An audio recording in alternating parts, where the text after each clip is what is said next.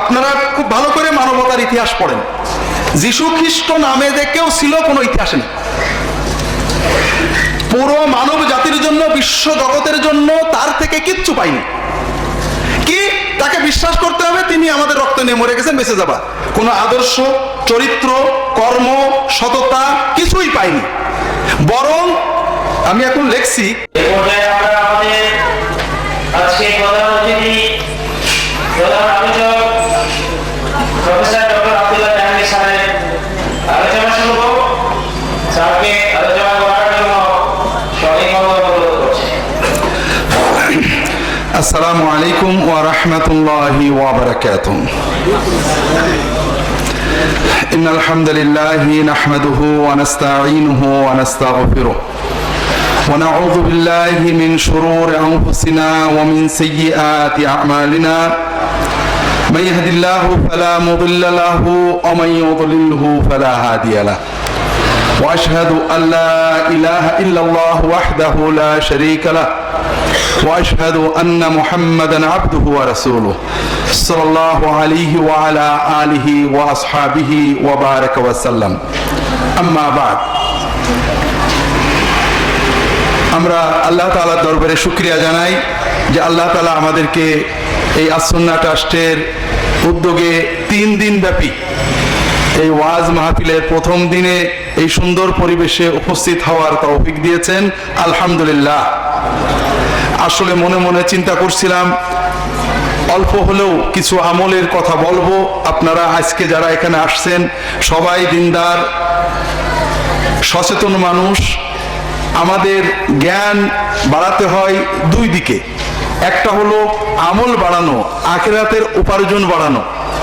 আমরা দুনিয়াতে যত কষ্ট করি টাকা পয়সার জন্য দুই দিকে ব্যয় হয়, একটা হলো আয় করতে আর একটা হলো রক্ষা করতে। তা আমার খুব ইচ্ছা ছিল যে আজকে আমাদের আয় বাড়ানোর কিছু বিষয় আলোচনা করব, কিন্তু আমার কাছে বেশ কয়েকটা প্রশ্ন এসেছে। আমাদের সময় খুবই কম, ইনশাআল্লাহ তাআলা আমরা যথাসময়ে শেষ করব। এই প্রশ্নগুলো, কিছু প্রশ্ন আমাদের সবারই মনে আছে, মাঝে মাঝে নাড়া দেয়, আর কিছু প্রশ্ন বর্তমানে তৈরি করা হয়েছে আমাদের সমাজে, যদিও আমরা চোখে দেখছি না। ইসলামের বিরুদ্ধে মানুষদেরকে দিন থেকে সরিয়ে নেওয়ার জন্য, কখনো খ্রিস্টান বানানোর জন্য, কখনো খ্রিস্টান না হলেও কাছাকাছি যাওয়ার জন্য বিভিন্ন ষড়যন্ত্র রয়েছে। তাদের তৈরি প্রশ্ন যখন কোনো মুসলমানকে করা হয় তিনি উত্তর দিতে পারেন না, এই জাতীয় কিছু প্রশ্ন আছে। তা আমরা প্রশ্নগুলো সংক্ষেপ হলেও জানার চেষ্টা করব। আল্লাহ তাআলা আমাদেরকে তৌফিক দান করুন, আমিন। ঈমান বাঁচানোর জন্য এই প্রশ্নগুলো অধিকাংশই দ্বিতীয় খাতে ব্যয় হবে, অর্থাৎ ঈমান রক্ষা করার জন্য যে জ্ঞান দরকার, ঈমান বাড়ানোর জন্য যে জ্ঞান দরকার, সেটা আজকে বেশি হবে কিনা আল্লাহই ভালো জানেন। প্রথম প্রশ্ন হলো, তাবলীগ দলটি আপনার কাছে কেমন মনে হয়? যারা তাবলীগ করে তারা মসজিদে রাত্রি যাপন করে, ঘুমায় মসজিদে, ঘুমন্ত অবস্থায় স্বপ্নদোষ হলে নাকি মসজিদ নাপাক হয়, তাহলে কি দলটি সুন্নতের খেলাফ করে? প্রবলেম হলো আমরা সবসময় মাহফিল জমে এক দল আরেক দলের বিরুদ্ধে বললে। সব ভালো, মুসলমানদের ভালোবাসতে হবে, এগুলো ঠান্ডা ঠান্ডা জিনিস মানুষের পছন্দ না, শীতকালে বিশেষ করে। গরম, সব খারাপ, অমুক খারাপ, আহলে হাদিস খারাপ, হানাফি খারাপ, তাবলীগ খারাপ, সব খারাপ, আমরাই ভালো, দেখবেন গরম হয়ে যাবে, একদম জিন্দাবাদ, ঠিক না বেঠিক? হ্যাঁ। তো দুর্ভাগ্যজনক আমি আসলে একটা আইসক্রিম মার্কা ঠান্ডা, যে কারণে আপনাদেরকে গরম করতে পারলাম না। তাবলীগ জামাত এবং বাংলাদেশে যারা দ্বীনের কাজ করেন কেউই পয়গম্বর নন, কেউই পারফেক্ট নন,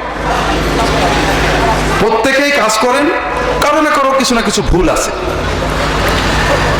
এদের ভিতরে কিছু মানুষ কাজ করেন যাদের ভালো বেশি, ভুল কম, আর কিছু মানুষ কাজ করেন যারা ইসলামের নামে মানুষদেরকে কাফির মুশরিক বানাচ্ছেন। পীর পূজা, ব্যক্তি পূজা, কবর পূজা, মাজার পূজা, এগুলো শিখাচ্ছেন। পীর সাহেবের কাছে পাওয়ার আছে, ক্ষমতা আছে, পীর সাহেব রিজেকের মালিক, দৌলতের মালিক, আমার হুজুর ছাড়া, আমার দল ছাড়া, আমার হুজুর ইমাম মেহেদি, আমার হুজুর ছাড়া আর কেউ জান্নাতে যাবে না। এই ধরনের অনেক ইসলামী দল, গ্রুপ, কর্ম আছে। এদের সংস্পর্শে যাওয়া একেবারে এইডসের চেয়েও খারাপ। কাজেই এগুলো থেকে সাবধান থাকবেন। এদের ক্রাইটেরিয়া হলো একমাত্র নিজেরা ভালো, আর কেউ ভালো না। আলেম ওলামাদের নিন্দা মন্দ গিবত গিল্লা করা, নিজেদের গুরু বা নিজেদের যিনি প্রধান তার বিরাট কিছু একেবারে দুনিয়া জোড়া কিছু দাবি করা, আল্লাহর কিছু অমক অলি তমক কুতুব আক্তাব মেহেদি টেহেদি, এই জিনিসগুলো যারা করে তাদের সংস্রবে কখনো যাবেন না। যদি ইমান বেচতে চান ভিন্ন কথা, কেউ যদি প্রতারিত হতে চায় ভিন্ন কথা। আর যদি আল্লাহর জান্নাত চান, আল্লাহর কিতাব আছে, নবীর হাদিস আছে, আলেম ওলামারা যারা কোরআন হাদিসের কথা বলে তাদের কাছে বসবেন। সন্দেহ হলে অন্য আলেমদের প্রশ্ন করবেন, তবে ওই ধরনের পর্যায়ে যাবেন না। দ্বিতীয় পর্যায়ের মানুষেরা দিনের কাজ করেন, ভুল ভ্রান্তি হয়। তাবলিগ জামাত এরকম একটা দল, আমি কিছু কিছু ব্যাপারে তাবলিগ জামাতকে খুবই মহব্বত করি। অনেকে বলে তাবলিগ জামাতের ওই ভুল আছে, বলে আপনি কোথা থেকে দেখছেন? বাংলাদেশে বসে চোখ মিলে দেখছেন, না সৌদি আরবে বসে, কুয়েতে বসে, আমেরিকায় বসে চোখ বুঝে দেখছেন? বিষয়টা হলো যে দোষগুলো আমরা তাদের বলি এগুলো দোষ, কিন্তু বাংলাদেশের প্রেক্ষাপটে যেখানে মানুষ শিরিক কুফর এলাহাদ নামাজ নেই রোজা নেই বেপরদা ডুবে যাচ্ছে, সেখানে আমরা মানুষকে যতক্ষণ শিরিক কুফরের দাওয়াত দিচ্ছেন না, বেদাতের দাওয়াত দিচ্ছেন না, কিছু ভালো কাজ করছেন, এগুলোকে আমরা অ্যাপ্রিসিয়েট করব, মূল্যায়ন করব, দোয়া করব। আমাদের সমাজে আমরা হুজুরেরা আপনাদেরকে দাওয়াত দিই, অর্থাৎ আপনাদের যাদের ভিতরে দিনের চাহিদা আছে ওয়াজ মাহফিল পর্যন্ত আসেন, কিন্তু বাংলাদেশের প্রায় 80% মানুষ ওয়াজ মাহফিলেও আসে না। তাদের কাছে দিনের দাওয়াত পৌঁছানোর জন্য তাবলিগ জামাত এরকম কিছু একটা গ্রুপ দল ছাড়া আর কেউ নেই। তো তারা ভালো কাজ করছেন, পাশাপাশি ভুল ভ্রান্তি আছে। আমার ইহয়া সুনান বইয়ে তাবলিগ জামাতের সুন্নাতের ব্যতিক্রম, সুন্নাহ বিরোধী যে কাজগুলো আমি বলেছি, এগুলোর জন্য মুরব্বীরা দায়ী হবেন তারা যদি সংশোধন না করেন। সাধারণ মানুষ এখলাসের সাথে সেখানে যায়। তবে যে বিষয়টা আপনি লিখেছেন, মসজিদের শোয়া, মসজিদে একজন মানুষ না জেনে পেশাব করে ফেলেছে, ধুয়ে ফেলে মসজিদ পাক হয়ে গেল। নবীজি সাল্লাল্লাহু আলাইহি ওয়াসাল্লামের মসজিদের ভিতরে একজন দাঁড়িয়ে দাঁড়িয়ে পেশাব করেছে, রাসূলুল্লাহ সাল্লাল্লাহু আলাইহি ওয়াসাল্লাম বাধা দিতে দেননি। পেশাব শেষ হয়ে গেলে সাহাবীদের বলেছেন পানি ঢেলে দিয়ে ফেলো। তো এই জন্য মসজিদে থাকে যারা থাকবেন অবশ্যই মসজিদের আদব রেখে থাকার চেষ্টা করবেন। তো মসজিদে থাকা এমন কোনো অপরাধ নয় যে অপরাধের কারণে তাবলীগ দলকে খারাপ বলা দিতে পারে। সাহাবীরা মসজিদে শুয়ে থাকতেন, যুবক সাহাবীরা, বাড়িঘর ছিল না। আব্দুল্লাহ আলী রাদিয়াল্লাহু তাআলা আনহু, আব্দুল্লাহ ইবনে জুবায়ের, আব্দুল্লাহ ইবনে ওমর, বিভিন্ন হাদিস পাবেন তারা মসজিদে ঘুমিয়ে থাকতেন। তো কাজেই মসজিদে শোয়া ঘুমানো নিষেধ, এই যে আমরা ইতিকাফ করি মসজিদে ঘুমাই। তো এসব কারণে মসজিদের আদব রাখতে হবে, মসজিদ দুর্গন্ধ না হয়, মসজিদে মুসল্লিদের ডিস্টার্ব না হয়, অবশ্যই এগুলো ঠিক। কিন্তু এই ধরনের অকারণ দোষ দিয়ে তাবলীগ জামাতের দোষ দেওয়া, এগুলো হলো আপনার সব পথ বন্ধ করো। তাবলীগে যেও না, তাহলে কি করবে? নামাজ শেখার পথ নেই, রোজা শেখার পথ নেই। আবার যারা তাবলীগে যান তাদের প্রতিও আমার অনুরোধ হলো, আমরা এখন সবাই জনগণতান্ত্রিক হয়ে গেছি, কোয়ালিটি দেখি না কোয়ান্টিটি। আওয়ামী লীগ বেশি ভোট চাই, জামাত ইসলাম বেশি ভোট চাই, কি বলে বিএনপি বেশি ভোট চাই, এখন তাবলীগও বেশি লোক চাই, ফুরফুরাও বেশি লোক চাই। লোক বাড়াতে হবে, কাম বাড়ানোর খোঁজ নেই। এটা কিন্তু ইসলামে ঠিক না। একটা মানুষ আমি ফজিলতের লোক দেখায় দলে আনছি, আলহামদুলিল্লাহ 5 বছর আমার সাথে সহবতে আছে, কিন্তু এখনো সে হারাম ছাড়তে পারলো না, সে এখনো বান্দার হক গুলো দিল না। এই যে একটু আগে আমাদের শেখ ওয়াজ করলেন, আল্লাহ কোরআনে রাসূলের হাদিসে সবচেয়ে গুরুত্ব বান্দার হকের কথা, পর্দার কথা, অর্থনৈতিক অধিকারের কথা, সুদ ঘুষের কথা, এগুলো সে বন্ধ করলো না। আমি তাকে প্রশ্রয় দিচ্ছি যে আমি অনেক লোক, এটা ঠিক নয়। দাওয়াত নবীওয়ালা হতে হবে। নবীজি সাল্লাল্লাহু আলাইহি ওয়াসাল্লামের কাছে 5 বছর থেকেছে, তারপরে ওজনে কম দিয়েছে, বউয়ের হক দেয়নি, মিথ্যা কথা বলেছে, মিথ্যা সাক্ষী দিয়েছে, পিতামাতার হক আদায় করেনি, স্বামীর হক আদায় করেনি, এরকম আপনারা পাবেন না। কাজেই কোয়ালিটি, মানের দিকে লক্ষ্য রাখতে হবে। দ্বিতীয়ত আমরা যেটা ভুল করি, তাবলীগের মানহাজ হলো ফজিলত, এটা ভালো কথা, কারণ মানুষদেরকে লোক দেখায় ফজিলতের আগ্রহ দেখিয়ে আল্লাহর দ্বীনের পথে আনতে হবে। কিন্তু দুটো জিনিস সমস্যা রয়ে যায়। একটা হলো ফজিলতের ক্ষেত্রে জাল জয়ীফ হাদিসের ব্যবহার এবং তারগিবের জন্য হিকায়াতের ব্যবহার। আমি অনেকবারই বলেছি কোরআন হাদিস সাহাবায়ে কেরামদের ভিতরে থাকা দরকার। দ্বিতীয় হলো ফজিলত নেই জানলো, আহকাম শিখবে কি করে? ফরজ, ওয়াজিব, হালাল, হারাম, শিরিক, কুফর এগুলো কি করে শিখবে? এগুলো তাবলীগের ভাইরা আলোচনা করতে চান না, কারণ এতে বিতর্ক আসে। বলেন যে আলেমদের কাছে যাও, কিন্তু আলেমদের কাছে যেতে পারে না, কে আলেম পাবে? এইখানে তাবলীগ জামাতের যারা মুরব্বী যারা করেন তাদেরকে বড় ভুল হয়ে যাচ্ছে। আলেমদের লেখা পড়তে উৎসাহ দেওয়া দরকার। তারা বলেন মসলা মাসে আলেমদের কাছে শিখে নেবেন, কিন্তু কেউ যায় না। যে কারণে তবলিগ জামাত যে জন্য তৈরি হয়েছিল, যে মানুষদেরকে দিন ভালো করে শেখাবে। 10 বছর তবলিগ করার পরও কোরআন ভুল পড়ে, মসলা মাসাইল মোটে জানে না, এরকম লোকের অভাব নেই। এর জন্য কি করতে হবে? তবলিগে আসার পরে হয় আলেমদের সহবতে যান, নইলে অমুক বড় বড় আলেমদের লেখা বইগুলো বলে দিতে হবে। সব আলেম নয়, তখন ওসমানী সাহেবের বইগুলো পড়ো, শফি সাহেবের মারিফুল কোরআন পড়ো, আশরাফ আলী থানভী সাহেবের বইগুলো বলে দেবেন যে অমুক অমুক বইগুলো আপনারা পড়েন। আলেমদের সহবতে যাওয়া আর আলেমদের বই পড়া একই কাজ। আর এই পড়া যদি তাদের এলেম যদি না শেখাতে পারেন, তাহলে শুধু ফজিলত শিখে ভালো হচ্ছে, ভালোর পাশাপাশি ভয়ঙ্কর খারাপ হতে পারে। সেটা হলো একজন লোক আগে ওজনে কম দিত, মিছে কথা বলতো, ঘুষ খেত, গুনাহ বলে মনে করতো। এখন তবলিগ জামাতের সাথে 10 বছর থাকলো, লক্ষ কোটি ফজিলতের একই আসছে। এখন ওগুলো নিয়ে আর চিন্তা করে না যে এত লক্ষ কোটি ফজিলতের ভিতরে ওই সুদ ঘুষ এগুলো মিশে যাবে, তুমি সেটা আরো খারাপ হয়ে গেল।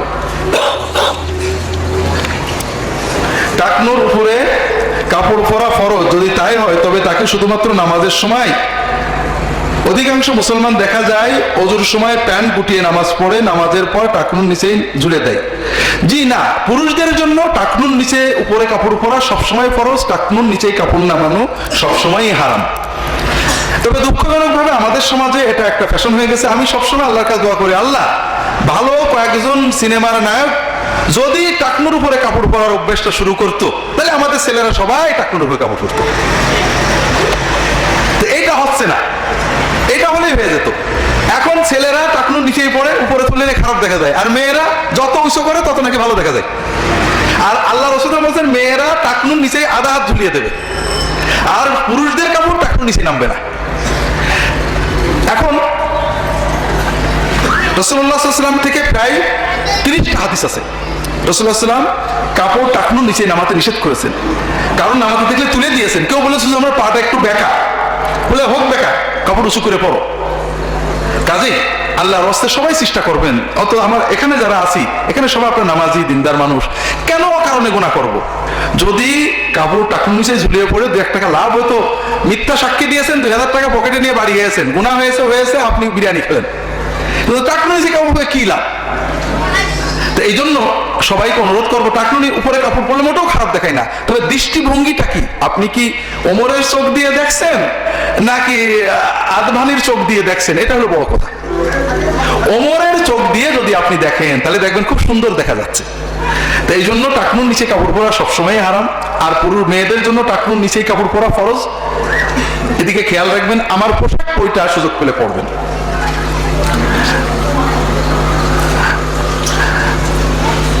ডাক্তার জাকির নায়েকের ব্যাপারে আলোচনা করবেন, তার কথা শোনা শ্বাসের ব্যাপারে।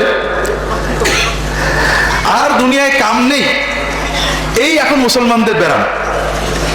মুসলমান খ্রিস্টান হচ্ছে নো প্রবলেম, ফাসেক হচ্ছে নো প্রবলেম, জিনা ব্যভিচার মদ সুদ ঘুষ নো প্রবলেম, নামাজ পড়ে রোজা রাখে, আবার ইসলামের সমালোচনা করে, এর লোক আছে না নেই? নামাজ পড়ে বোরকার সমালোচনা আছে না নেই? বেঈমান হয়ে যায়। এটাকে বলা হয় মডার্ন ইসলাম। অর্থাৎ ইসলাম ভালো কিছু মানে সব মানার দরকার নেই, ওই যুগের জন্য ছিল, এই যুগে সব লাগে না। এই চিন্তাটাই কুফরি। এইরকম মুসলমান আপনার আমার আশেপাশে লক্ষ কোটি। মসজিদ কমিটির ভিতরে আছে, মসজিদের ভিতরে আছে, নামাজ পড়ে হজ করেছে আছে, এটা নিয়ে আমাদের কোনো মাথা ব্যথা নেই। কিন্তু জাকির নায়েকের নিয়ে মাথা ব্যথা। অথচ জাকির নায়েক কিছুই করছে না, সে দিনের কিছু কথা বলছে, আপনার ভালো লাগলে বলেন, ভালো না হলে শুনেন না। জাকির নায়েকের সমালোচনা করেও কোনো ফায়দা হচ্ছে না, তার পক্ষে বলেও কিছু হচ্ছে না। আমরা অকারণে জাকির নায়েকের বিরুদ্ধে যে কথাটুকু বলছি, যত বই লিখছি, এগুলো যদি অন্যান্য দিন বিরোধী কাজে লিখতাম, কিছু কাজে লিখতাম। এখন প্রশ্নগুলো শোনেন, ইসলামই একমাত্র শান্তির মুক্তির পথ না আরো পথ আছে? কোরআন থেকে জানতে হবে। এখানে দুটো বিষয় আছে, কোরআন থেকেই বলবো। তার আগে কোরআন থেকে না হয়ে হাদিস থেকে হলে সমস্যা কি? হাদিস মানে না 3 প্রকারের মানুষ। এক প্রকারের মূলত খ্রিস্টান মিশনারিরা, যারা বাংলাদেশে কোরআন দিয়ে মুসলমানদের খ্রিস্টান বানাচ্ছে। এই দেখো কোরআনের ভিতরে ঈসা মসির কথা আছে, তুমি মানো না, তুমি জাহান্নামে চলে যাবা। কোরআনে কি আছে তা তো বাঙালি বোঝে না। তারা বলে আমরা কোরআন মানি, হাদিস মানি না। কেন হাদিস মানি না? হাদিস মানি না কারণ দুটো হতে পারে। একটা হলো কোরআন আল্লাহর কথা, হাদিস নবীর কথা। তাহলে খ্রিস্টানদের ইনজিল শরীফ নামে যে বইগুলো, এগুলো মোটেও মানা যাবে না। এর ভিতরে আল্লাহর কথা একটাও নেই। ঈসা মসির কথা অল্প আছে, বাকি সব অন্যান্য মানুষদের গালগল্প। তা হাদিস যদি না মানা যায়, এই যে ইনজিল নামে যে বইগুলো বেঁচে বেড়ায়, এগুলো একটাও মানা যাবে না। এর ভিতরে আল্লাহর কথা নেই। পুরাতন নিয়মে আল্লাহর কথা আছে, কিন্তু নতুন নিয়মের কোনো বইয়ে আল্লাহর কথা নেই। ঈসা মসির কিছু গল্প আছে, বাকি সব অন্য মানুষদের গালগল্প। 2 নম্বর কথা, তারা যদি বলে কোরআন কি বলে, কোরআন ঠিকভাবে রক্ষা হয়েছে, হাদিস 200-300 বছর পরে লেখা হয়েছে, কাজে হাদিস মানবো না। ইনজিল শরীফ ঈসা মসি আপনাদের বলছি, এনকারটা বলেন, উইকিপিডিয়াতে যান, লিখবেন, কয়েকটা আর্টিকেলের লিংক নেন, authorship of the Bible, manuscript of the Bible, dating of the Bible, উইকিপিডিয়াতে পড়বেন, দেখবেন বাইবেলের যারা লেখার কথা বলেছে তাদের থেকে 400 বছরের ভিতরে একটা লিখিত পাণ্ডুলিপিও নেই। লিখিত পাণ্ডুলিপিও নেই, লেখাই হয়নি, 300 বছর পরেই লেখা হয়েছে। 3 নম্বর, ইনজিলের কথা বলেন খ্রিস্টানদের, খ্রিস্টান ধর্মের, আমাদের ধর্মের ঈমান ইসলাম সব কোরআনে আছে, হাদিসের শুধু ব্যাখ্যা আছে। আর খ্রিস্টান ধর্মের একটা সিঙ্গেল ঈমান আকীদা কিছুই ইনজিলে নেই। খ্রিস্টান ধর্মের প্রথম কথা কি, যে আল্লাহ 3 জন, 3 জনে মিলে একজন। আমি 100 কোটি টাকার চ্যালেঞ্জ দিলাম, এই কথাটা কোরআন ইনজিল থেকে বের করে দেবে, নেই, কোথাও নেই। যিশু অরিজিনাল সিন, মানুষ সবাই পাপী, এই অরিজিনাল সিন কথাটা ইনজিলের কোথাও নেই। কি বলে ত্রিত্ববাদ, ট্রিনিটি কথা ইনজিলের কোথাও নেই। খ্রিস্টানদের ধর্মের যে কোনো একটা আকীদা, বিশ্বাস প্রমাণ করতে হলে ইনজিলের 1-2 বাক্য ব্যাখ্যা দিয়ে তার সাথে 1000 ওদের খ্রিস্টান ধর্মের হাদিস দিয়ে বানাতে হয়। তারা মুসলমানদের শেখায় তোমরা কোরআন মানবে, হাদিস মানবে না। কোরআন মেনে হাদিস না মেনে যে চেতনা, এর মাধ্যমে খ্রিস্টান হওয়াটা সহজ হয়। কারণ কোরআনে সব আছে, কিন্তু ব্যাখ্যাগুলো হাদিস থেকে নিতে হবে। কোরআন নামাজ কায়েমের কথা আছে, কিন্তু নামাজ কায়েম করতে কিভাবে পড়বেন, হাদিস ছাড়া হবে না। এবং আল্লাহ এটা কোরআনে বলেছেন যে তোমাকে হাদিস মানতে হবে। আমি বিস্তারিত এখন আর যাব না। আপনি কি হেরার আলোয় আলোকিত হতে চান? আপনি কি সুন্নাহর আলোকে জীবন গড়তে চান?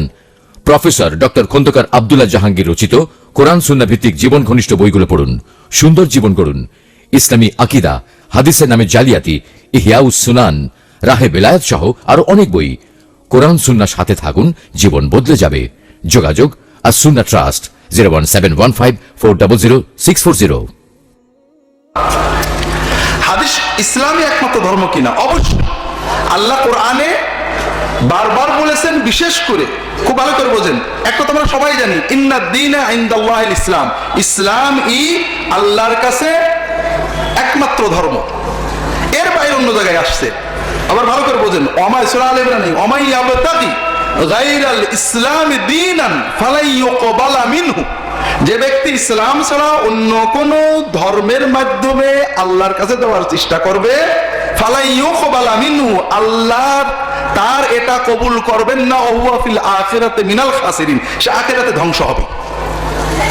কাজেই ইসলাম ছাড়া অন্য কোন ধর্ম পথ মুক্তি দেবে, এই কথা যদি ধারণা করেন, তাহলে আপনি কোরআন অস্বীকার করলেন।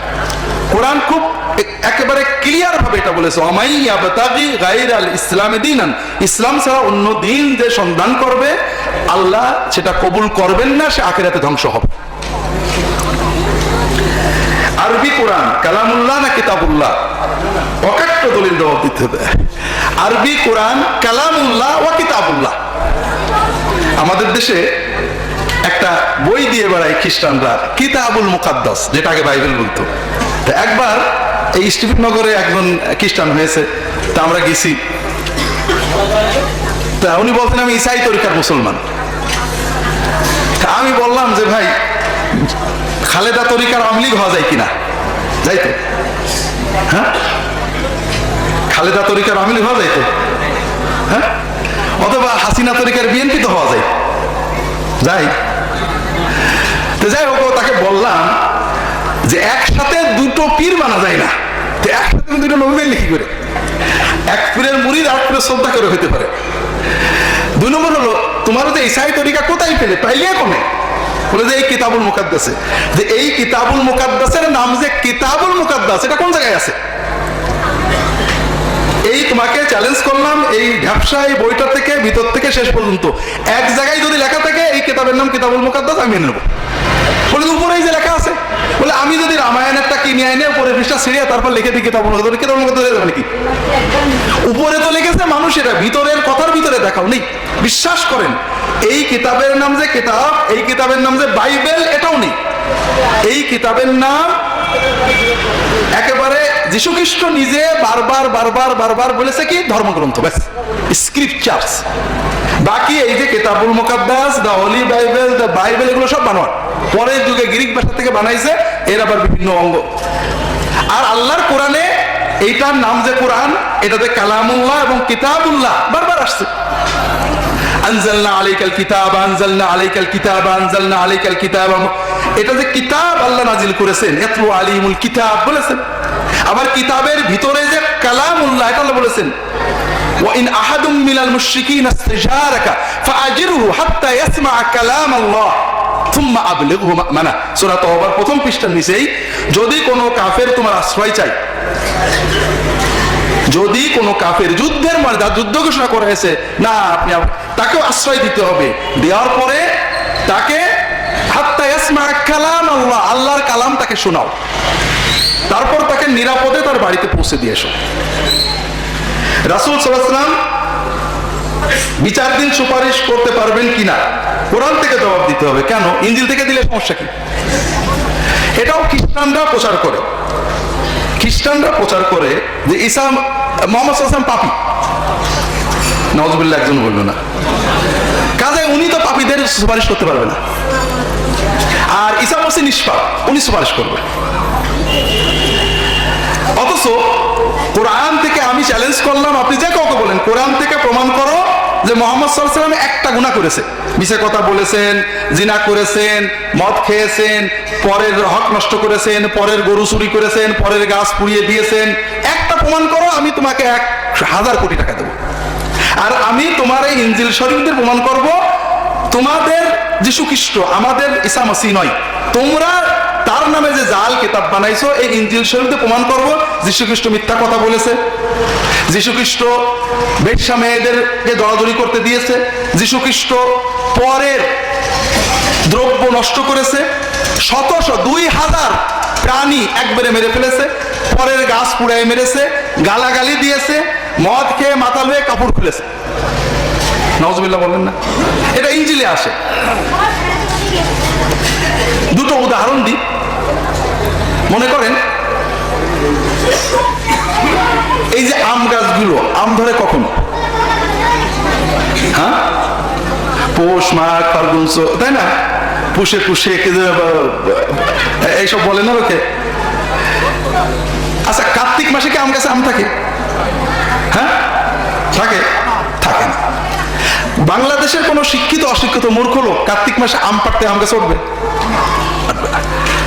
এখন ইনজিল শরীফে বলা হচ্ছে ঈসা মসিহ জেরুজালেমে যাচ্ছেন, খুব খিদে লেগেছে, দেখা যায় ডুমুর গাছ মানে আম গাছ। তখন ইনজিলে লেখা আছে তখন আমের সময় না, অসময়, তবুও আম পাওয়া যায় নাকি? গেলেন, যাই দেখেন আম গাছে আম নেই, ডুমুর গাছে ডুমুর নেই। তখন বদদোয়া দিয়ে গাছটা পুড়িয়ে মেরে ফেললেন। এটা ভালো কাজ হলো না খারাপ কাজ হলো? যদি কোনো খ্রিস্টান বলেন যে ভালো, তাহলে আমরা কালকে পেট্রোল ঢেলে ওনার গাছটা পুড়াই দেবো, ঠিক আছে না? প্রথম কথা হলো, কার্তিক মাসে আম না থাকায় আম গাছের কোনো দোষ আছে? আম গাছে আম না থাকায় আম গাছের কোনো দোষ আছে কিনা? নির্দোষ একটা জিনিসকে পুড়িয়ে মেরে ফেলা, এটা কোনো ভালো কাজ কিনা? গাছটা যদি বেঁচে থাকতো, যদি কোনো মালিকের গাছ হতো, তাহলে মালিকের ক্ষতি করলো, মালিকের না হয়তো জঙ্গলের গাছ হতো, তারপরও গাছটা বেঁচে থাকলে পশু পাখি ফল পেত, ঠিক না? মানুষ ফল পেত, আল্লাহর কত সৃষ্টি উপকার পেত। নিরপরাধে একটা গাছ পুড়িয়ে ফেলা অনেক সওয়াবের কাজ, ঠিক না? যদি কোনো খ্রিস্টান বলেন সওয়াবের কাজ, আমরা তাদের বাড়ির সব গাছ পুড়াই দিতে রাজি আছি, সব বেশি হবে। যীশু খ্রিস্ট যাচ্ছেন পথ দিয়ে, ইনজিল যিশু খ্রিস্ট যাচ্ছেন পথ দিয়ে, ইনজিলের বর্ণনা, একটা পাগল, একজন পাগল, জেনে ধরা পাগল, তো উনি ফু দিলেন, দোয়া দিলেন, জেন চলে যাবে। ওর ঘাড়ে নাকি অনেকগুলো জেন ছিল। ওরা বললো, হুজুর আপনি পারমিশন দেন, আমরা ওই যে ওখানে 2000 শুয়োর চলছে, শুয়োর তো আর খ্রিস্টানদের কাছে হারাম না, কথা বুঝতে পারছেন না? 2000 শুয়োর চলছে, ওই শুয়োর গুলোর কাছে যাবো। বলে যাও। তো ওই পাগলের মাথার থেকে ভূতগুলো বেরোয় শুয়োরের ভিতরে চলে গেল। সঙ্গে সঙ্গে 2000 শুয়োর লাফাতে লাফাতে সাগরে যেয়ে লাফ দিয়ে মরে গেল। একজন মানুষের, আর যারা মালিক ছিল ভয়ে পালাই চলে গেল। একজন মানুষের 2000 শুয়োর মেরে ফেলা সওয়াবের কাজ না গুনার কাজ? যে সওয়াবের কাজ হয়, তা আমরা খ্রিস্টান ভাইদের বাড়িতে গরু ছাগল মেরে রাখবো, ঠিক আছে না? তবে যদি তারা রাজি হয়, আমরা একটা আরেকটু ভালো কাজ করতে পারি, মেরে খেয়ে নেবো। মেরে ফেলে যাচ্ছে না, খাওয়া ভালো কাজ নাকি বলেন? ভূত যদি ছাড়াতে হয়, তো ভূতটা তাড়িয়ে দেওয়া যেত না? 2000 প্রাণ হত্যা করার দরকার ছিল কিনা? তাহলে এইরকম আরো অগণিত বিষয় আছে। বিষয় হলো, জাল জিনিস বানালে মিছে কথা হয়। তারা যখন লিখেছে মনে করেছে এটা খুব ভালো কারামতি লিখছি, কিন্তু আসলে যে এগুলো যীশু খ্রিস্টকে বেইজ্জত করছে তখন বুঝতে পারিনি। কোরআন কারিমে খুব স্পষ্ট আছে, সূরা নিসার ভিতরে, ওয়ালাউ আন্নাহুম ইয যালামু আনফুসাহুম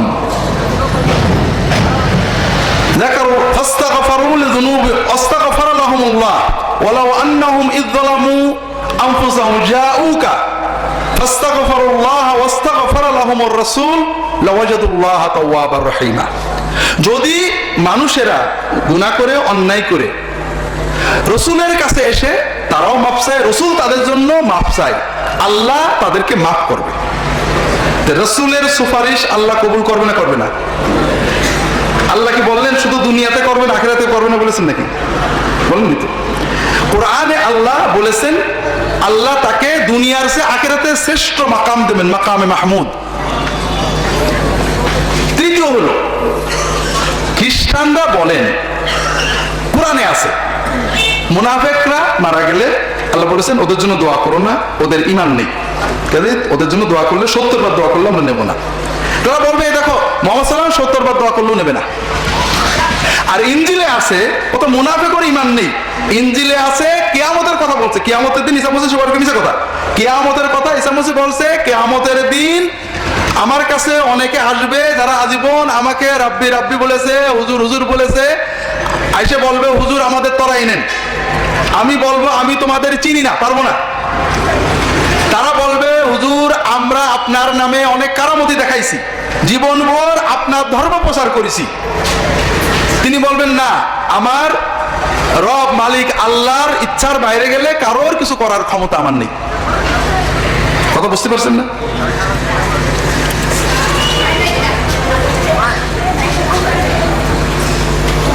রাসূল সাল্লাল্লাহু আলাইহি ওয়াসাল্লাম নিজে জগৎবাসীর জন্য রহমত স্বরূপ প্রেরিত হয়েছেন কিনা, নবীজির নিজ থেকে জগৎবাসী কি রহমত পেয়েছে, কোরআন থেকে বলতে হবে। জি, কোরআনে তো আল্লাহ বলেছেন, কোরআনে আল্লাহ বলছেন মুহাম্মদ সাল্লাল্লাহু আলাইহি ওয়াসাল্লাম রহমত স্বরূপ, আর ইনজিলে ঈসা মসিহ বলছেন আমি গজব। সেই ইনজিলারা এসে দাবি করছে না মুহাম্মদ সাল্লাল্লাহু আলাইহি ওয়াসাল্লাম রহমত। রহমত মুহাম্মদ সাল্লাল্লাহু আলাইহি ওয়াসাল্লাম সে কি পাইনি, খুব ভালো করে বোঝেন। এই মানবতা যত অসভ্যতা বর্বরতা থেকে মুক্তি পেয়েছে মুহাম্মদ সাল্লাল্লাহু আলাইহি ওয়াসাল্লাম। আপনারা খুব ভালো করে মানবতার ইতিহাস পড়েন, যীশু খ্রিস্ট নামে যে কেউ ছিল কোনো ইতিহাসে নেই। পুরো মানব জাতির জন্য, বিশ্ব জগতের জন্য তার থেকে কিচ্ছু পাইনি। কি তাকে বিশ্বাস করতে হবে তিনি আমাদের রক্ত নিয়ে মরে গেছেন, বেঁচে যাবা, কোনো আদর্শ, চরিত্র, কর্ম, সততা কিছুই পাইনি। বরং আমি এখন লেখছি, বাইবেলে জুলুম, অন্যায়, পাপের সমর্থন করা হয়েছে। বিষয় হলো, একটা নবী কেন আসেন? রাসূলুল্লাহ সাল্লাল্লাহু আলাইহি ওয়াসাল্লাম যখন আসলেন, সারা বিশ্বে মানুষের ভিতরে যে জুলুম অনাচার ছিল সেগুলো দূর হয়েছে তার মাধ্যমে, শান্তির রাষ্ট্র প্রতিষ্ঠা হয়েছে তার মাধ্যমে। ব্যক্তিগত জীবনে তিনি প্রতিটি মানুষকেই রহমত দিয়েছেন। রহমতের মালিক তো আল্লাহ নাকি? পাইতে গেলে একটা পথ লাগবে, সে পথটা হলেন তিনি। কিভাবে? কিভাবে আল্লাহর রহমত পদে যুবকের জন্য মডেল আছে কে? মুহাম্মদ সাল্লাল্লাহু আলাইহি ওয়াসাল্লাম। একজন যুবক কেমন হবে আছে, একজন স্বামী কেমন হবে আছে, একজন স্ত্রী কেমন হবে আছে, একজন শাসক কেমন হবে আছে, একজন কর্মচারী কেমন হবে আছে, একজন সংসারী কেমন হবে আছে। এই আদর্শগুলোই হলো রহমত। এর মাধ্যমে রহমত পাবে। প্রথম রহমত পেয়েছে বিশ্ব থেকে জুলুম উঠে গেছে। মানবতার ইতিহাস পড়েন, রোমান সাম্রাজ্যে, মিশরের মানে কপ্টিক সমাজে, পারস্যের সাম্রাজ্যে, সারা বিশ্বে কি জুলুম ছিল। আর জুলুম থেকে বাঁচার জন্য সেই স্পেন থেকে শুরু করে চীন পর্যন্ত মানুষেরা কিভাবে মুসলমানদের জন্য বসেছিল পড়লে পাবেন। মানবতা এখনো যে রহমত পাচ্ছে। আমার দেশে বিশ্বাস করেন, আমাদের দেশে নিম্নবর্ণের হিন্দুরা যত শান্তিতে আছে, ভারতে তা নেই। ভারতে একটা নিম্নবর্ণের হিন্দু, শূদ্র হিন্দুর ছেলে স্কুলে যে পানি খাওয়ার জন্য, সেখানে নিম্নবর্ণের হিন্দু যদি কোনো উচ্চ বর্ণের হিন্দুকে স্পর্শ করে তাহলে ওই ব্রাহ্মণ নাপাক হয়ে যায়। কথা বুঝেছেন? কোনো মন্দির স্পর্শ করে মন্দির নাপাক হয়ে যায়। এই জন্য দূরে সরে থাকতে হয়।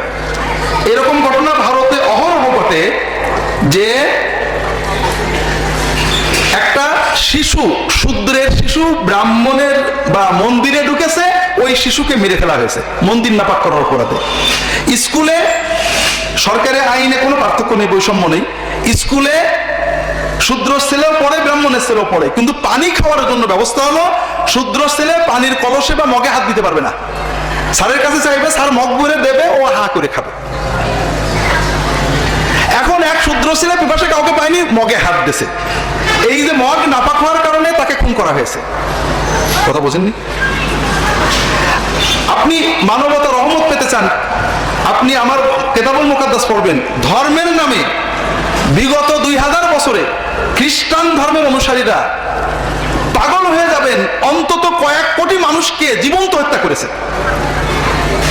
আপনি দেখবেন, ইন্টারনেটে যাবেন, ওই কলম্বাস যখন ইসে গেল, ছবিও আছে, আপনি চাইলে ছবি দেখতে পারবেন। কলম্বাস যখন আমেরিকায় গেল, তখন কলম্বাস এবং তার সাথীরা বাইবেল নিয়ে গেল। ওই দেশে যারা রেড ইন্ডিয়ান, তাদেরকে বললো খ্রিস্টান হতে হবে। ওরা বোঝে না, খ্রিস্টান না হলে কি করা হতো, ওদেরকে ধরে ধরে ফাঁসি দেওয়া হতো। তবে ফাঁসির দড়িটা পাটা মাটি সমান করা হতো, যেন মরে না, ঝুলে আছে, মরছে, পা পেতে যাচ্ছে, সরাই দিচ্ছে। আদমরা গুলোকে আমি বলছি না, আপনি কালকে যাবেন ইন্টারনেটে, আপনাকে দেখাবো, খ্রিস্টানদের লেখা ব্লগ। আদমরা মানুষগুলোকে পেট ছিঁড়ে পা কেটে জিভা কেটে জীবন্ত মানুষকে আযাব দিয়ে তারা হত্যা করেছে। কারণ তুমি খ্রিস্টান কেন হলে না?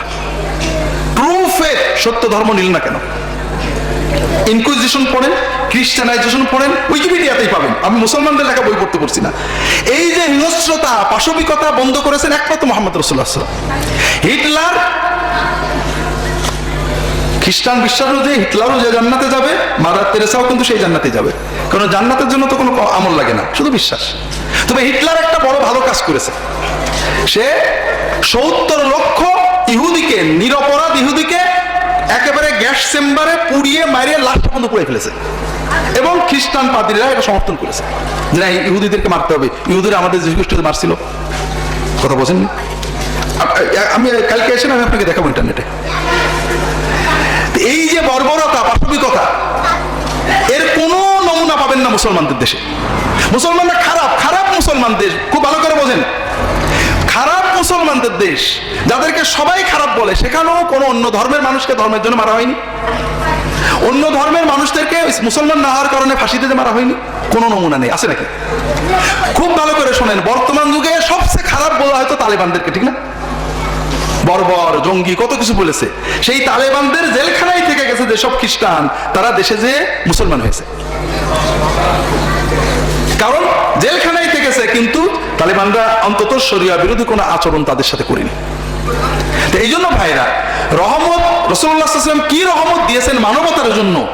আল্লাহ তো বলেই দিয়েছেন, ওমা আরসালনাকা ইল্লা রাহমাতাল লিল আলামিন, আমি আপনাকে মহাজগতের জন্য রহমত হিসেবে পাঠিয়েছি। এই রহমত এখনো আছে। যখনই মুহাম্মদ সাল্লাল্লাহু আলাইহি ওয়াসাল্লামের আদর্শ, তার চরিত্র, তার আখলাক, তার দ্বীন, তার বিশ্বাস মানুষের ভিতরে যত বেশি আসবে, রহমত তত প্রস্ফুটিত হবে। যে ব্যক্তি যত বেশি নেবে সে তত রহমত পাবে। তার মডেল, তার আদর্শ পৃথিবীতে প্রতিষ্ঠিত আছে। তিনি ছাড়া আর কারোর মাধ্যমে মানব জাতি এই রহমত পায়নি। আপনারা চাইলে অন্য নবী বলেন, যে কোনো ধর্ম বলেন, ইতিহাস বলেন, আপনি আসবেন, বিস্তারিত আমি আপনাকে দেখাবো। রাসূল সাল্লাল্লাহু আলাইহি ওয়াসাল্লাম নূরের তৈরি কিনা, জি না, এটা কোরআন হাদিসে কোথাও নেই। এটা আমার ইসে আছে। এটা হলো খ্রিস্টানদের অতিভক্তি থেকে নেওয়া। যীশু খ্রিস্ট নূরের তৈরি কোথাও নেই। যীশু খ্রিস্ট গায়েব জানতেন কোথাও নেই। যীশু খ্রিস্ট ঈশ্বর ইঞ্জিলের কোথাও নেই। ইঞ্জিলে আছে যীশু খ্রিস্ট বলতে আমি কিছু জানি না। খ্রিস্টানরা 300 বছরের মাথায় আবিষ্কার করলো যে লাইট ফ্রম লাইট, যীশু খ্রিস্ট নূর থেকে আসা নূর। যীশু খ্রিস্ট সেম সাবস্টেন্স, আল্লাহর জাতি নূরের তৈরি। অতিভক্তি, মুসলমানরাও এখন অতিভক্তি করতে চায়, আর অতিভক্তির মাধ্যমে মানুষের পতন হয়। মানুষ মনুষ্যত্ব হলে আল্লাহর রহমত পেতে পারে না। ওয়াতাসিমু বিহাবলিল্লাহি জামিআন ওয়া লা তাফাররাকু। তো মুসলমানদের এত দল কেন? মুসলমান যতক্ষণ, আল্লাহ বলেছেন কোরআনকে, আল্লাহর রজ্জুকে ধরো, দলাদলি করো না। যারা আল্লাহর রজ্জুকে ধরবে দলাদলি করবে না। আমরা যেহেতু এখন আল্লাহর রজ্জু ছেড়ে দিচ্ছি তাই দলাদলি। তবে মুসলমানদের এত দলাদলি ইহুদি খ্রিস্টানদের দলাদলির কাছে কিছুই না। আমরা এখন গরিব বলে একটু মারামারি করে দেখা যায়। কথা বুঝতে পেরেছেন? ইহুদি খ্রিস্টানদের দলাদলি বললাম তো, এক হিটলারের 70 লক্ষ ইহুদি পুড়িয়ে মারছে। কথা বোঝেননি? সেন্ট বাথলেহেমস ডে, ইন্টারনেটে সার্চ দেবেন, একদিনে 70,000 প্রোটেস্টান্ট খ্রিস্টানকে ক্যাথলিক খ্রিস্টানরা হত্যা করেছে। রিলিজিয়াস ওয়ার, ইন্টারনেটে ক্লিক দেবেন। 25 বছর ধরে খ্রিস্টানরা ইউরোপে হাজার হাজার মানুষ হত্যা করেছে, যুদ্ধ করেছে, ক্যাথলিক আর প্রোটেস্টান্ট। দলাদলি সবার ভিতরে আছে, আওয়ামী লীগ আছে, বিএনপি আছে, জাতীয় পার্টি আছে, ঝিনাইদহে আছে, সব জায়গায় মানবীয় প্রকৃতি দলাদলি। তবে যত বেশি আমরা কোরআন সুন্নাহর কাছে যাব, অন্তর থেকে দলাদলি বেরোবে। রাসূল সাল্লাল্লাহু বিশ্বনবী কিনা, কোরআনে অনুসারে তিনি যদি বিশ্বনবী হয়ে থাকেন, তবে বিশ্বের কোন কোন দেশে গিয়েছিলেন আল্লাহর হুকুম, রিসালাত, উদ্দেশ্যে? বিষয় হলো, বিশ্বনবী হতে গেলে সব দেশে যেতে হবে। তাহলে বিশ্বনবী কে? বিশ্বকবি হলো রবীন্দ্রনাথ ঠাকুর। কয় দেশে গেছে? কথাটা হলো যীশু খ্রিস্ট কোন দেশে যাননি, কোন লোকে যাননি, ইতিহাসে তার নাম নেই, কেউ চেনে না। বিশ্বের কোন ইতিহাসে, এমনকি খ্রিস্টানরা বলে এই নামে কেউ ছিলই না। এটা কাল্পনিক। বিষয় হলো, একমাত্র রাসূলুল্লাহ সাল্লাল্লাহু আলাইহি ওয়াসাল্লাম, কোরআন বারবারই বলেছে তিনি বিশ্বের জন্য পেরিয়েছেন, এবং তিনি একমাত্র ব্যক্তি নবী যিনি তার জাতির বাইরে অন্যদের কাছে। তখনকার দিনে বিশ্ব ছিল কি, একটু পড়াশোনা করেন, তখনকার দিনের বিশ্ব ছিল ইউরোপ, এশিয়া, আফ্রিকা। তখনকার দিনের বিশ্ব কি ছিল? ইউরোপ অনেকটাই বর্বর। ইউরোপ শাসন করত রোমান সাম্রাজ্য। রোমান সাম্রাজ্য পরে ভেঙে দুটো হয়, ওটা যাব না। মিশরের ভিতরে পুরোটা জঙ্গল, শুধু মিশরের, নাউজুবিল্লাহ, আফ্রিকার ভিতরে পুরোটা জঙ্গল, শুধু আফ্রিকার শেষ মাথায় উত্তরে এসে মিশরটা ছিল সভ্য। আর এশিয়া মহাদেশের ভিতরে পারস্য এবং পারস্য করে চীন, ভারত পর্যন্ত সভ্যতা ছিল। কথাকে বুঝতে পেরেছেন? মুহাম্মদুর রাসূলুল্লাহ সাল্লাল্লাহু আলাইহি ওয়াসাল্লাম একমাত্র মানুষ, একমাত্র নবী যিনি নিজের জাতির বাইরে রোমান সম্রাট ইউরোপে দাওয়াত পাঠিয়েছেন। কোথায় পাঠিয়েছেন? আফ্রিকায় দাওয়াত পাঠিয়েছেন, চিঠি দিয়ে লোক পাঠিয়েছেন মিশরের বাদশার কাছে। এশিয়ার যে মূল ক্ষমতা, তো চীন পর্যন্ত, যার চীন এবং ভারতের সীমানা পর্যন্ত যার হাতে ক্ষমতা ছিল, পারস্যের সম্রাটের কাছে দাওয়াত পাঠিয়েছেন। আর কাউকে দেখান তো নেই। তিনি বিশ্বনবী এবং নবুয়তের দায়িত্ব তিনি পালন করে গেছেন, বাকিটা আমাদের দিয়ে গেছেন। বিশ্ব বড় হবে, আমরা দাওয়াত দেব। কথা কি বুঝতে পেরেছেন? আর কেউ নিজের জাতির বাইরে বিশ্বের সকল মহাদেশে দাওয়াত পাঠাননি। যীশু খ্রিস্ট জাননি, বরং যীশু খ্রিস্ট উল্টো বলেছেন যে আমার জাতি বনি ইসরাইল ছাড়া সবাই শিয়াল কুকুর, তাদেরকে দাওয়াত দেওয়া যাবে না। এটা ইনজিলের কথা বলছে, আমি বানাই বলছি না।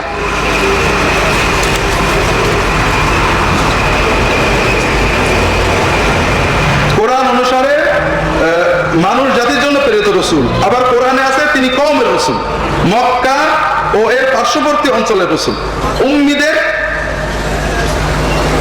নবী। খ্রিস্টানরা বলে বেড়ায়। কোরআনে আছে রাসূলুল্লাহ সাল্লাল্লাহু আলাইহি ওয়াসাল্লাম বিশ্বনবী, কোরআনে কোথাও নেই আমি শুধু কেবলমাত্র আমার জাতির জন্য। ইনজিলে আছে ঈসা মসীহ বলছেন আমি শুধু কেবলমাত্র একমাত্র আমার জাতির জন্য। কিন্তু কোরআনে কোথাও নেই যে রাসূলুল্লাহ সাল্লাল্লাহু আলাইহি ওয়াসাল্লাম বলেছেন আমি শুধু কেবল আমার জাতির জন্য। তিনি আল্লাহ বলেন তোমার আমাদের দাওয়াত শুরু হবে কি দিয়ে? আমার জাতিকে আগে দিয়ে না আগে অন্য জায়গায় যাব? কথা বোঝেন না আপনারা? কোথাও নেই তিনি আমি তোমাদের জন্য প্রেরিত, কোরআনে কোথাও নেই। তিনি বলেছেন হ্যাঁ আমার জাতি ঈমান আনো। কোরআনে আছে যে তুমি মক্কা এবং মক্কা না উম্মুল কুরা এবং তার পার্শ্ববর্তী লোকদের দাওয়াত দেবে। এটা হলো ইসলামের বিশ্বজনীনতা। প্রথম হলো মক্কা এবং তার চারিদিকে দাওয়াত দেবে। এটা প্রমাণ করে যে রাসূলের বিশ্ব ধর্ম, কারণ দুনিয়াটা কিন্তু মক্কার চারিদিকে সমান। দুনিয়াটা কি একটু ভালো করে ভূগোল দেখে দেখেন, কথা বুঝেছেন? মক্কার পশ্চিমে ইউরোপ, পূর্বে এশিয়া, দক্ষিণে আফ্রিকা, উত্তরে সাইবেরিয়া, বিশ্বের মিডিল উম্মুল কুরা, সারা বিশ্বের সব জনপদের কেন্দ্র হলো মক্কা। মক্কার নিচেই চলে যান মহাসাগর, মানুষ নেই। কাজেই উম্মুল কুরা থেকে রাসূলুল্লাহ সাল্লাল্লাহু আলাইহি ওয়াসাল্লামের দাওয়াত শুরু এবং তার চারিপাশে সারা বিশ্ব যাবে। শুরু হবে কোথা থেকে? যে কোনো জিনিস শুরু একটা জায়গা থাকে না, এরপরে সব জায়গায় যাবে। এরপর আরেকটা জিনিস বোঝেন, আল্লাহ তো বলে দেননি মক্কা, মক্কা আল্লাহ বলেন উম্মুল কুরা সকল জনপদের মূল। তার আশেপাশে 10 মাইল কোরআনে আছে, তাই না? 50 মাইল, 100 মাইল, 1000 মাইল আছে নাকি?